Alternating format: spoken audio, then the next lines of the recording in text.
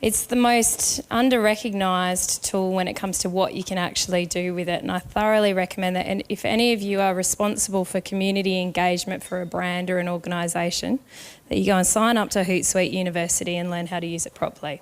Okay, they have all this fantastic courseware in there. You could probably knock it all over in a month and learn absolutely everything that I'm going to talk about today, because in 20 minutes I really can't do it the justice I would like to. But we move on.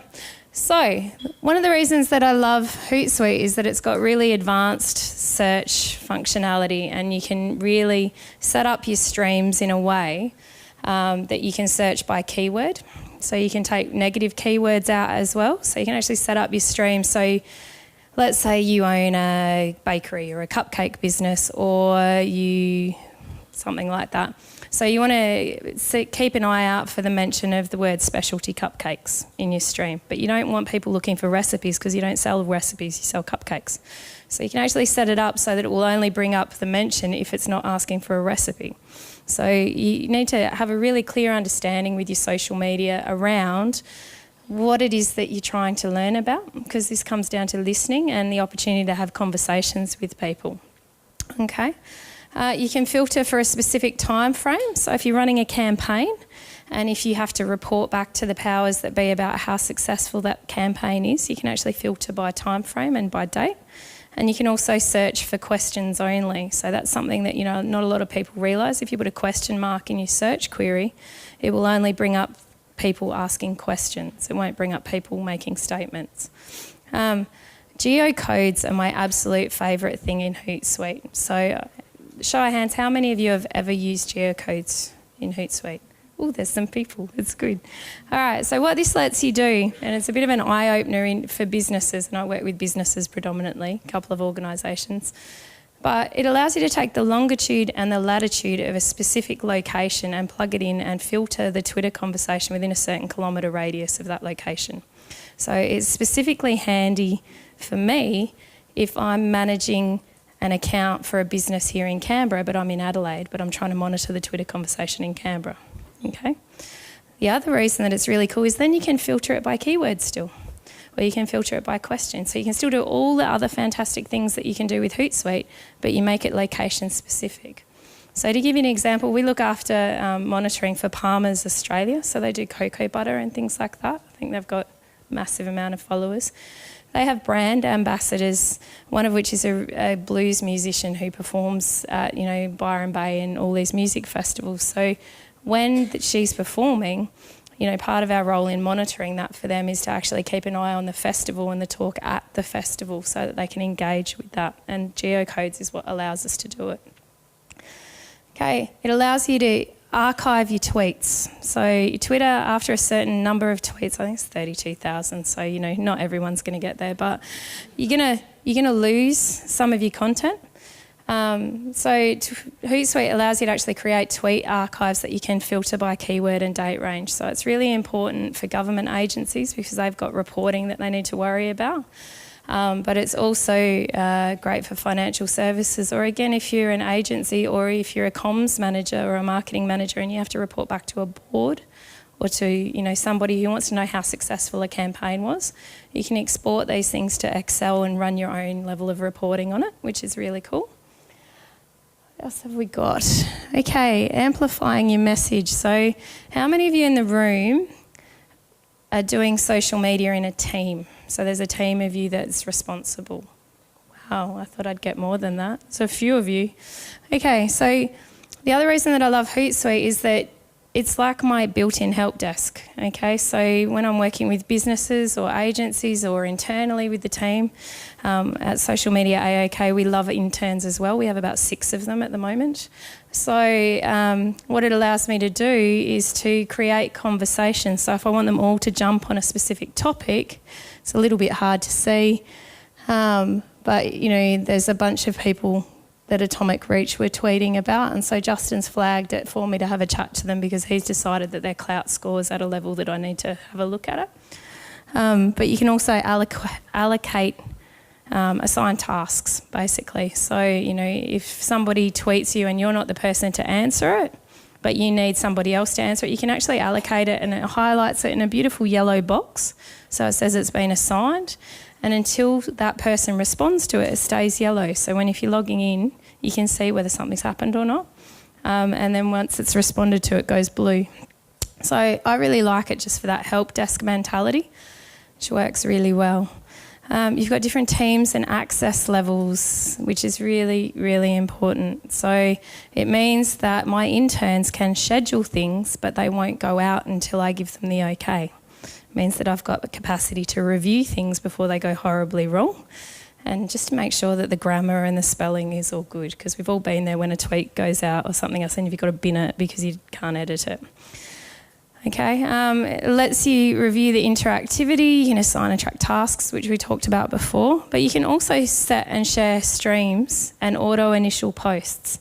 So it means that if you've got a team of people, you don't need to try and figure out who it is that's tweeted something or posted something or chuck their initials on the end of it automatically. But if I set up a search stream that I'm monitoring, I can actually share that stream with other people in the team. So they might not have the expertise to do that, but I can set it up for them and they've got the access, which is really cool. Okay, RSS feeds. So we talked about automation. So in an organisation, it's really, really important that you have a really robust social media policy. And part of that social media policy should include approved content sources.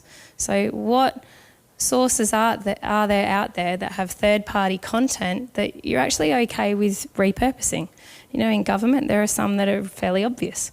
We look after a client who's an accredited specialist in immigration. So he's a lawyer. It's all very complex, but obviously the government immigration sites are approved sources of content. So what you can do is you can take their RSS feed, you can actually plug it in, and you can say which social media networks you want that to be automatically pushed out to when there's an update, and how many updates you'll push out. So if you looked at social media AOK's Twitter feed, not tonight because Justin's back in Adelaide tweeting like a crazy person, but normally, we might tweet 20 times a day, and the optimum on Twitter, believe it or not, is actually 25 tweets a day, simply because you disappear into the newsfeed, and in Twitter nobody scrolls to the bottom. Maybe James does because he's big on Twitter, but normally nobody scrolls to the bottom. So increased posting frequency means that you're front of mind, and we see this demonstrated in our business all the time. So our sales have more than doubled year on year, okay? And it's simply because when I contact someone, they're like, I just saw something from you guys the other day, whether it's on Google+, whether it's on Twitter, whether it's on LinkedIn. Hootsuite's one of the few dashboards where you can plug everything into it, which means it gives you a greater level of control. Apps and integrations. So it can be your one-stop shop if you want to spend a little bit more money. Okay, so we use Google Apps in our business, which means I can plug my Gmail account into it. I can plug my MailChimp account into it, YouTube, Instagram, Trend Spotter, pretty much anything that I need. So I actually, like James says, it's the second thing that he opens. It's actually the first thing that I open. My whole life is plugged into this thing, and it means that it's really easy for me to manage my day. So apps are really good for listening tools too, because again, you can set up these streams on Instagram, pull your Instagram in and actually follow by keyword and hashtag, so that you're finding good content for people, because there's nothing worse than following someone and all they ever do is talk about themselves.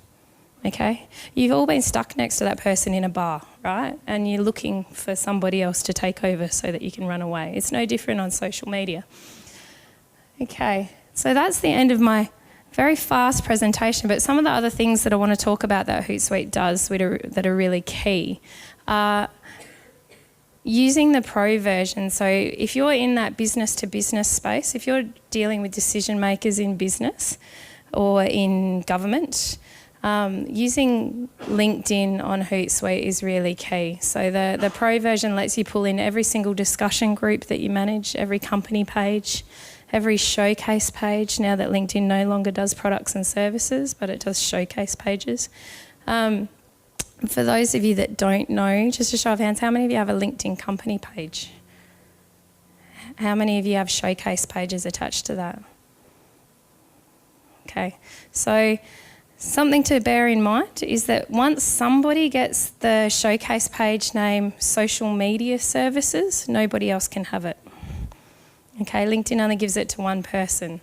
Unfortunately, it wasn't me. So our showcase page for that says social media services, social media AOK, social media services, which is quite a mouthful. But one of our other clients has corporate functions Adelaide, and no one else can have it. So from an SEO perspective and pushing those kinds of things out, it's definitely worth having a look at it if you want to close that loop so that your competitors don't get it. One of the other things that I find really, really useful with Hootsuite and its capacity is if you don't have a plan that's attached to your social media, all of this stuff is a waste of your time. Okay, if you haven't actually taken the time to look at your top line goals for the business, you're talking about having measurables and metrics, and worked out what you're trying to achieve, and then on the back of that, how social media can actually support you in attempting to achieve those goals, and then having an action plan that sits behind that, you're just guessing. And that's what most businesses do on social media. They guess. So they sign up, they go, I have to have Facebook, and I have to have Twitter, and I probably have to have Google, even though I don't understand why, but it's Google and there must be a reason. Okay, and then we'll throw LinkedIn into the mix. And depending on the consultant that you talk to, they'll either give you good advice and say you don't need to be on everything, or they'll say that you have to do everything and you need to pay them a lot of money. It's usually how it works. So the thing to bear in mind is if you don't, start with a plan. Understand who you're trying to talk to, understand what time they're on social media. So if you're trying to talk to CEOs and decision makers in business and you want to catch them on LinkedIn, the best time to catch them is Sunday at 8 p.m. Okay, and the reason it's Sunday at 8 p.m. is because their wife or husband is sitting down watching the football or something. Their children, if they're school-aged kids, are usually in bed or having quiet time, and they're getting ready for the week ahead. And one of the things that they do is they'll scroll through their emails. So again, my open rate on a Sunday evening is fantastic for email campaigns because it's at the head of the queue. Okay, but they'll scroll through it and then they'll go, I might just check LinkedIn. I've got 5 minutes. You know, the other time to catch those kind of people, public holidays and over the Christmas break when everyone seems to stop doing their social media. But it's actually when really busy people have time to dabble. I know the last big break with Anzac Day and Easter, I unsubscribed from 47 email lists. And it was the first time I'd had time to do it. So, it's about thinking about that. If you're trying to talk to mums, with young kids, 5:30 in the morning is a great time to post to Facebook, because the first thing that a lot of mums do is they wake up at about 6 if they're lucky. My kids get up at 5:10, so I'm not so lucky. But they wake up at 6 and they pick up their smartphone and they have a quick look at Facebook before they roll over and get out of bed and start the day. And then if you want to catch them again, you want to catch them at 2:30 in the afternoon, because they're waiting to do school pickup, if they're lucky enough to be able to do school pickup, So again, think about your audience and have different plans for the different platforms. Hootsuite will then allow you to capitalise on the plan. Okay, it's got another function that I didn't capture in the presentation, which is auto-scheduling. Okay, so I'll be honest, Justin loves it. He's my partner in the business, but I'm not as big a fan because I like to be really methodical and targeted with what I do. So I will schedule the own times for my posts because I spend a lot of time working out what time I need to talk to people. But if you don't have time to do that, play around with the auto schedule button, because you can say, I'm going to randomly find all this content.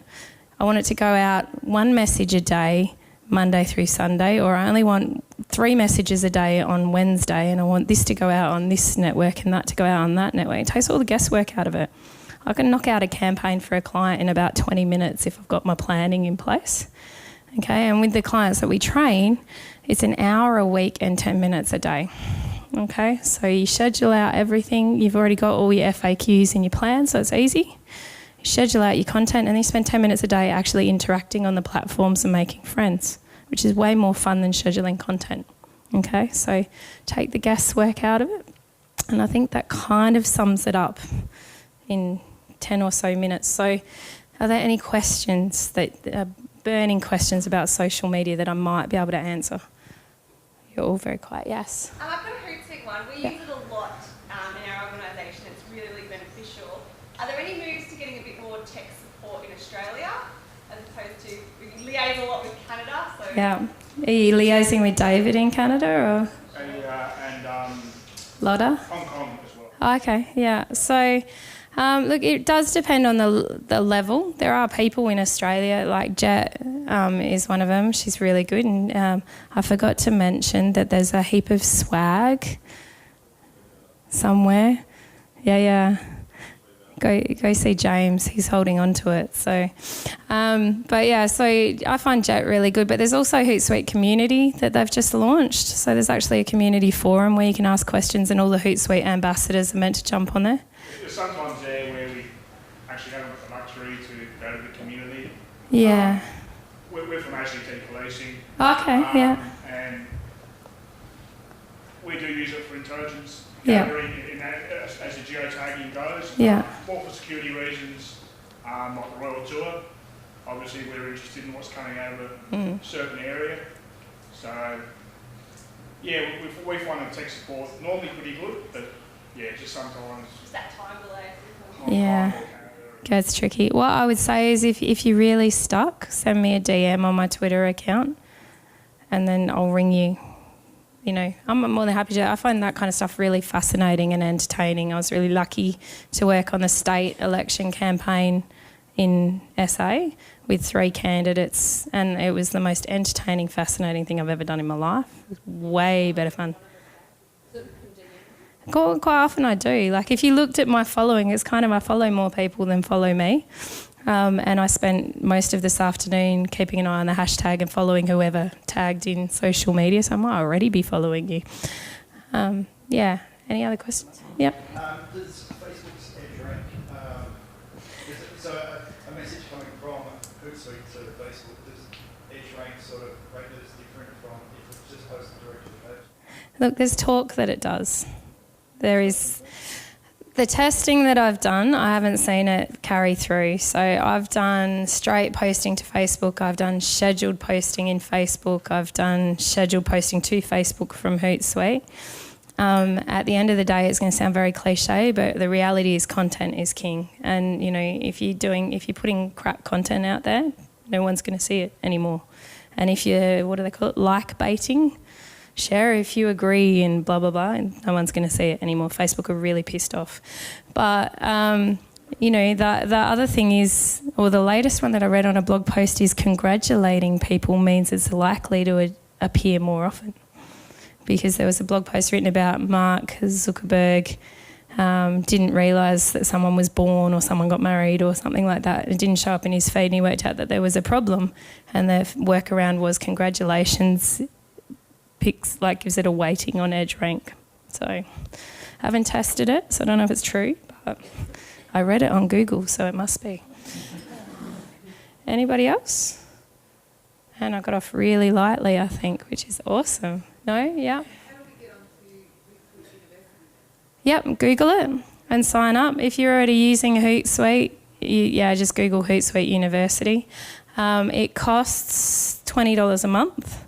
And it's an ongoing subscription, but you can turn it off whenever you like. So, you know, when we first launched the business 2 years ago, we had 0 startup capital. So, you know, we were bootstrapping basically, which means I signed up for Hootsuite University for a month, and every night of the week I did 5 or 6 courses on it, and then I turned it off. I'm back on it now because we're not bootstrapping anymore, and it's a good resource. They change stuff all the time. So.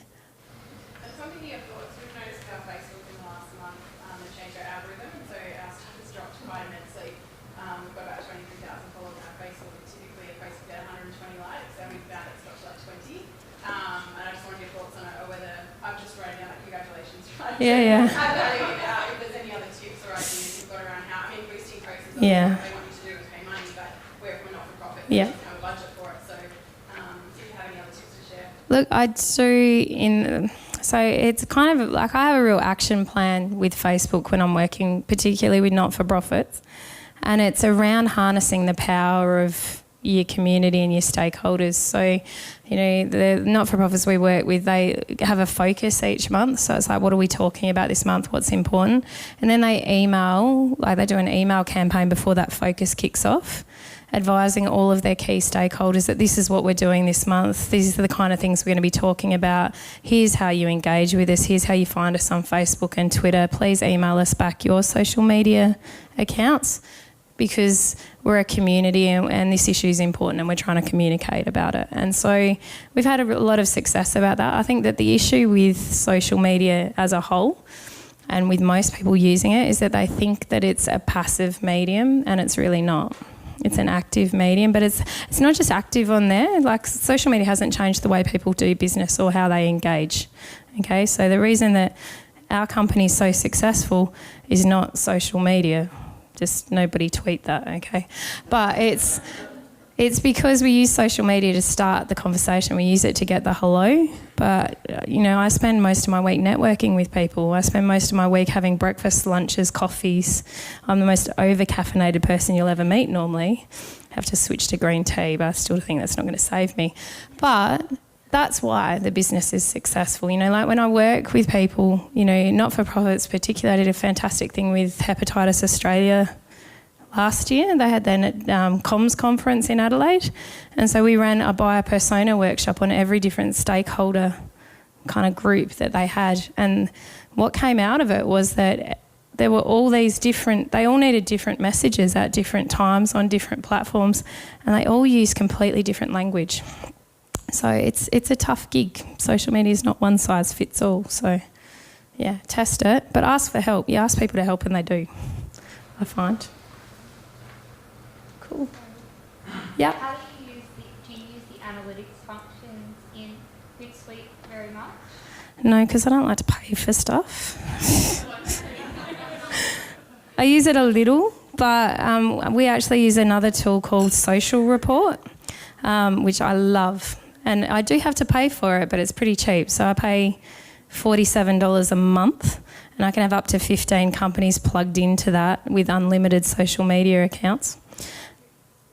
Yeah, and Google Analytics, and it does WordPress and Blogger and does everything. It's awesome.